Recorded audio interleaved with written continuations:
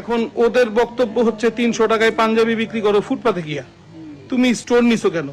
আরে ভাই, আমার কস্টিং পরে 240 টাকা, আমি 60 টাকা মুনাফা, এটা তো আমি হালাল ভাবে করতেছি, বরং আমার কাছে মনে হয় আরো 10 টাকা কমায় দিলে মনে হয় ভালো হয়।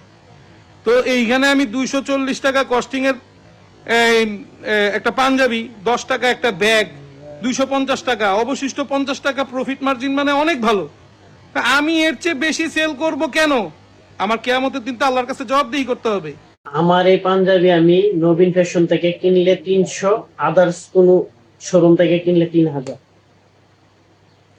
বাংলাদেশের সব ব্যবসায়ীরা অসাধু হয় না, শুধু সিন্ডিকেটের কারণে অসাধু হতে হয়।